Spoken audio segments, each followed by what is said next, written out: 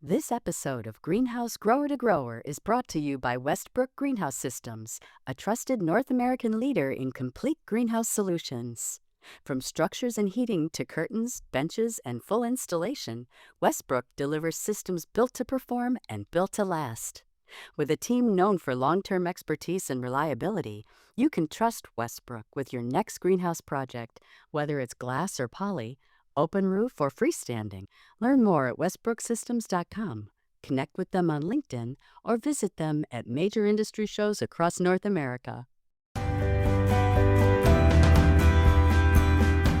Welcome to Greenhouse Grower to Grower, the podcast where we're shaping the future of floriculture one conversation at a time. We talk with the growers, leaders, and innovators shaping tomorrow's greenhouse industry today. From market trends, next generation plants, and innovative production, to the challenges and breakthroughs redefining what it means to grow. I'm Brian Sparks, editor of Greenhouse Grower. Let's dig into what's next together. For the team here at Greenhouse Grower, the month of May means the top 100 growers. Throughout this month, we'll be featuring conversations with members of our 2026 Top 100 Growers list, which you can learn more about in our May issue. This week, I'm joined by John Hardiman, CEO of Florida-based American Farms, an annuals and perennials grower that was recently acquired by the Hoffmann Family of Companies.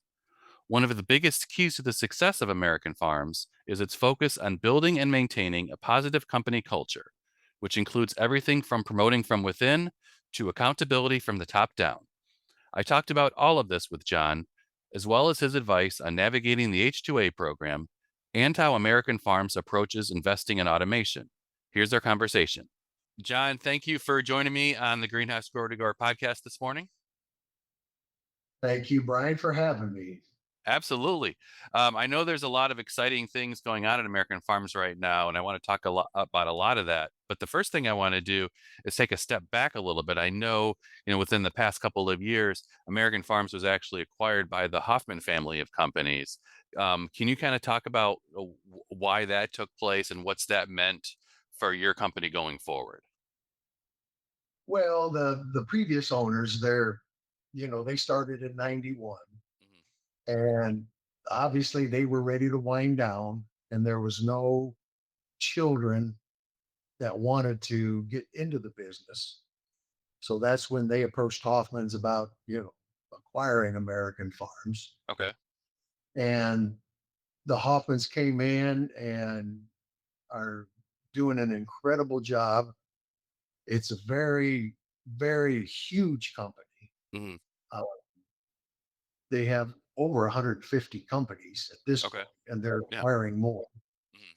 They have several horticulture companies. They have us, Simos, Smith Gardens, just to mention three of them. Yeah. And they're, Dave Hoffman, obviously he's a billionaire, but he's a man men look up to. Great. He's Midwest like I am. I'm from Iowa. He's from Missouri. And he'll, all of a sudden you'll get a call on my cell phone from Dave saying, "How you doing? What's going on? Anything you need? How's the automation going? Did we get that new sticking machine you were so excited about? Yeah. If you need anything, you call me." And that's a billionaire calling a guy that used to have to sit in the hallway at school for being not good. And so it's very humbling. And we're very honored actually to Yeah. have them as our leadership team. Okay. I remember talking to Dave Hoffman back when they acquired NG Hymos, and I got kind of the same sense you did, where he literally called me from his cell phone on the road. He's asking me how my day's going. Just had a great conversation prior to our interview.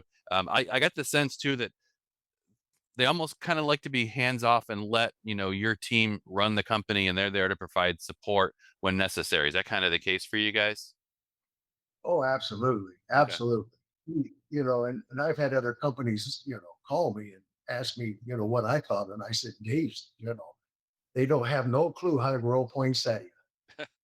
That's the fact. But Yeah. Dave, Jeff, Greg, the boys, their whole premise is if it ain't broke, don't fix it. Yeah. don't try to fix something that's been running perfectly for going on 30 years. Sure. And we're very happy. They're always there for the support that we need, and they're always interested in new automation, Mhm. saving labor, diversity, the culture of our employees, you know, what makes our employees happy. We have a lot of summits with Yeah. the hospital. How can we make our employees happy? How is our team happy? And that's what we're doing now is we're driving culture Okay. that we put our mind into now. Okay. Okay. And I definitely want to dig into that a little bit more here. Before I go any further, though, I do want to talk and just kind of taking a step back even further. Um, your role at American Farms. What are some of your main responsibilities? And just for those of our in our audience who aren't as familiar with the company, what kind of crops you guys grow, and what your main area of focus is? Well, I'm the CEO, and we grow annuals, Mhm. annuals, perennials. Um, Walmart's our major customer, Okay. and then we do, in Naples down here, we do the golf courses, a lot of independent landscapers, a lot of independent garden centers, and we're mainly focused on Florida for our delivery schedule. Okay. And then we also do a tremendous amount of contracts for northern growers Mhm. because of our climate. Obviously we don't have unit heaters hanging in the greenhouses. Right. So it's nice down here. We can do it more affordable than they can up north. Okay. So we do a tremendous amount of contracts on our other 30 acre. We have two farms. We have a 75-acre farm and then another 30-acre farm. Okay. And the 30-acre farm does all the contracts, which is annuals, perennials. Sure. Okay. How is the spring gone for you guys? And I guess one thing in particular is, if you're working with, growers outside of Florida, then how is the things like, fuel prices and all that energy costs, how's that affected you guys this year? Well, the fuel prices affected everybody, Right. for shipping. Um, it's been a tremendous year for us. Mhm. We're having a record breaking year. We've noticed the contracts are up. They've A lot of the northern growers are having a really good season, which is what we need. Mm. And it's like the old greenhouse. It's one out of every 6, 8 years you'll have a really good year. Yeah. So, but the shipping cost is really chewed some bottom lines up. Okay. Okay. I want to go back to, you were talking about building the company culture at American Farms. Why has that become such an important component to how you guys approach, some of your year to year opportunities and challenges? Well, I like to promote from within Mhm. is the first thing. And it's the same way that I got the position that I'm in. Okay. I did not go and get a 4 year, 6 year college degree. I just learned from my father and my grandfather. The first thing I learned was how to rake a greenhouse good to the finest of comb. And then we learned how to, fix unit heaters. I mean, the whole 9 yards. So here, people, they want to buy into it Sure. and they want to have a family. And we have several 20 to 30-year-old employees that have been here 20 to 30 years. Okay. And it's a family culture. We have barbecues, we have cooks, we have everybody, the people will cook for their little group. We'll have production. All of a sudden, they're having a lunch in, and propagation's having a lunch in, and then you get invites to all these little, dinners and lunches that they're having, and Yeah. the two A's that come in, they're wonderful, Mhm. and they always have barbecues for the H2A guys. But the main purpose is, or the culture is, to bring people that really enjoy what they do and to pay them what they're worth. Mhm. And people love to say, you know what, I work at American Farms and they make good money and we promote from within. Yeah. Our new GM that just got promoted, to the GM Maybelline, Okay. Murillo, started on the production line 15 years ago. Oh, wow. Okay. But then, and our head grower started on the production line 12 years ago. Mhm. So one thing we do is we recognize talent and we bring them up.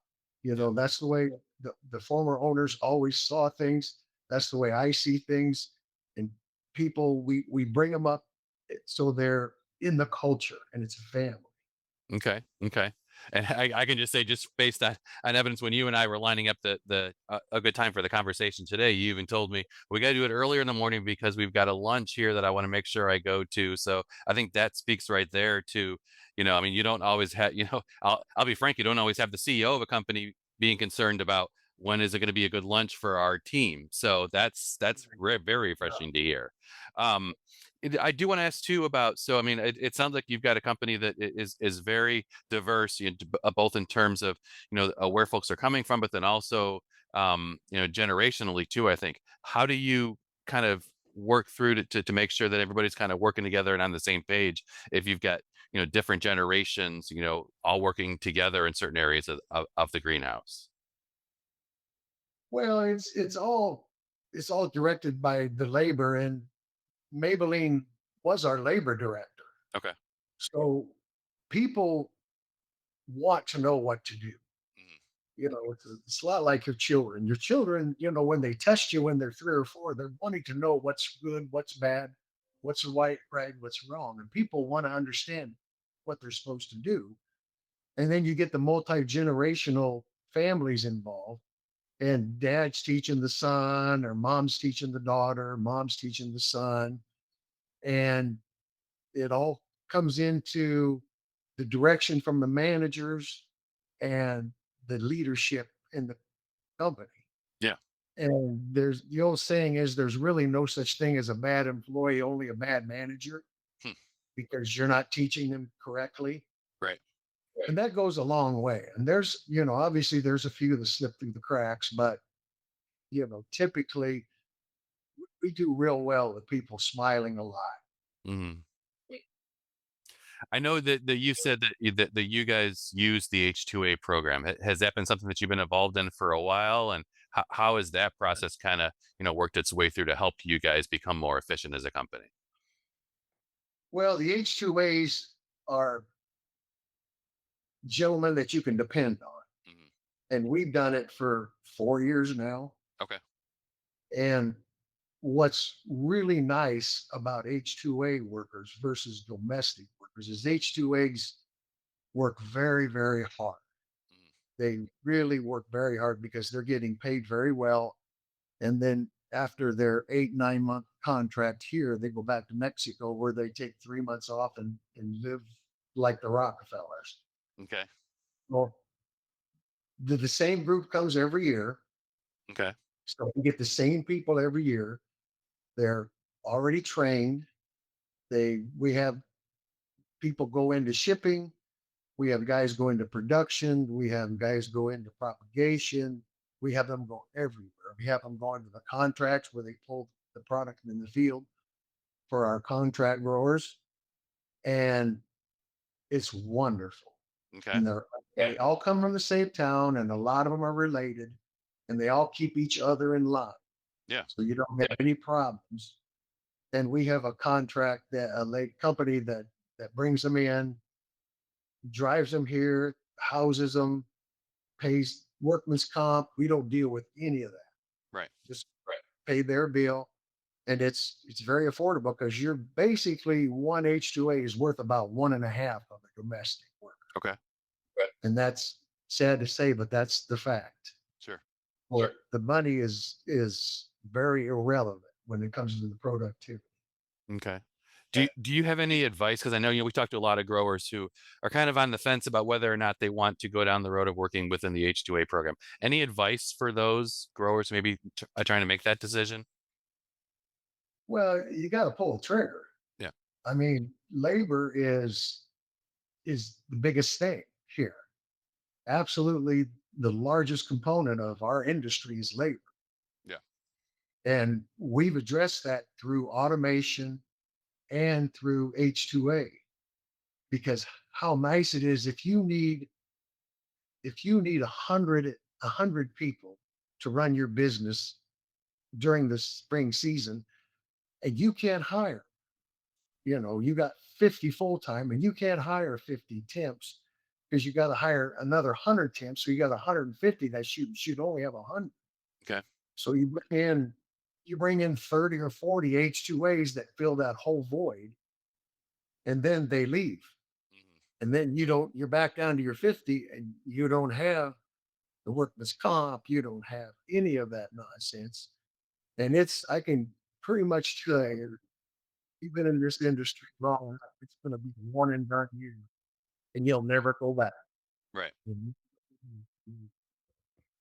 'Cause we used to have 25, 30 temps here, and now we have zero with the automation and these two ways. Okay. Okay. Kind of speaking of that automation, I know that sounds like it's a critical part to what American Farms does. So how do you approach something like automation to deciding, okay, what's going to make the most sense for us, in terms of efficiency, in terms of return on investment? How does that decision making process work for you? Well, we did the numbers, of course, and we had other transplanters that weren't as efficient as we wanted. So we brought in the small TTA, Okay. which was the S, to do just 4.5 inch. And what we were getting is we were getting a lot of inefficiencies in even in just the potting up. You have four girls planting and two would plant this deep and two would plant that deep, and you'd have a lot of differences in your quality. So the one thing we did when we brought in the TTA is, of course, we cut down from four planters to one girl patching Mhm. that was going to be necessary. And the efficiencies went through the roof. Okay. And it's the whole key about of quality is you want it to all be the same. You want to look across your greenhouse like, the geraniums in your mat. You want to see it all even. You don't want to see goofy stuff going on. Yeah. We call that the McDonald's cheeseburger theories. When you go to any McDonald's in the country, you know what that cheeseburger tastes like. Right. So if they order plants from us, they pretty much know what it's going to look Yeah. like. And the first transplanter we bought was 2 years ago, and it paid for itself in 4 months, Mhm. actually, plus some, by cutting down the labor and the efficiency. And you can't, people want to know how fast they'll go. And if you're looking at automation, a lot of it is not really how fast it'll go, it's how efficient it is. Okay. Because a transplanter, you can't set down. When it's going full bore, you'll have a hard time setting down that many plants because our little one will do 8 to 9,000 pots an hour. Yeah. And then we brought in a bigger transplanter, the big brother to this one, which does 25,000 per hour. But it also did the gallons. And the whole premise, if people are looking to get into automation, is you have to let automation do the work. Mhm. You don't want to have, a 105 tray, a 144 tray, a 162 tray, because it takes time to change those around. Yeah. Or a 288. If you got 288s, you're going to do your plugs. We do those Monday through Wednesday, all the 288s. And then Wednesday night, they'll change out the machine to do 105s. Yeah. And then Thursday, Friday, Saturday, Thursday and Friday, typically they'll do all the 105s. So everything has got to gear towards the machines. Sure. And we actually got rid of the 162s and we went to mainly 144s to make it more efficient for the machines. And the labor savings is tremendous, Yeah. tremendous labor savings just because of that efficiency. And now we just brought in three robotic stickers from Okay. TTA called Cutting Edge. And we brought those in last October because we do about 30 million small plants About 20 million of those is unrooted liners. Okay. And the issue we were having is we were having 20, 25 people sticking when at our busiest weeks. And hand sticking with 25 people is very expensive. Sure. And our big weeks will be a half a million liners we need to stick. So by bringing 20 million cuttings down from 6, 7 cents down to 2.5 cents per cutting to stick is pretty significant. And you're going from 25 people down to about six. Sure. So it's all in the numbers. And now our focus is really not, believe it or not, our focus is not labor anymore. Mhm. We were at 34% labor. Now we're mid to high 20s. Wow. Okay. That's a nice little savings there. Yeah. So our labor is under control. Now we're going to fine tune everything else. Yeah. Well, it's got to be nice too on the technology side, to have, to work with a company that gives you different options depending on how much you want to scale too. Because I think, in so many cases you hear about, this is the latest and greatest piece of technology, but if I can't scale the right way, it's not going to fit for me. Versus if you've got options to look at and say, okay, this size makes sense for me, or this size makes sense for me. Does that kind of, is that how it plays out for you guys? Oh, absolutely. Okay. Absolutely. We toured, went to other facilities to see how they like the transplanters. Um, the TTA, I did all the automation work for the company. I was the mechanic for the automation. Mm, So the main concern was who fixes it. yeah. That was our main concern. And with the TTAs, they're all hardwired into the internet. And if there's any issue whatsoever, the guys from Tennessee, they dial into your screen and all of a sudden your screen's doing things and they're fixed. They say, okay, you're good to go. Worth a ton of money. That's worth 100,000 guy in a Oh, sure. heartbeat. Yeah, absolutely. Yeah. I know at the beginning of the conversation you said that this has been a good year for you guys, which is great to hear. Um, are there any lessons that you've learned from this year that you're starting to think about? Okay, how can I apply to what we're going to do next year, or anything new that you guys are looking to do next year at all? Well, we're looking at our soil and our fertilizer. And we've already started to tweak the fertilizer a little bit and our soils a little bit to give the plants a little more nutrition. Okay. We're looking at possibly a soil system with the recipe so we can raise the pH, add a little more lime to like our pentas and our geraniums, a little less lime for calibrachoa and stuff and like low pH. So we can kind of fine tune that. That's Mm, how far we've come. okay. Nice.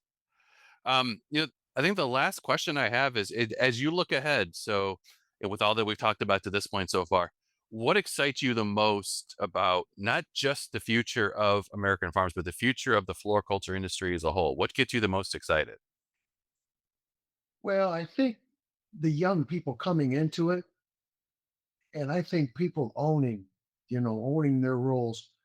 We've we've had the lunch today, a matter of fact, is for our office manager that's been here 29 years.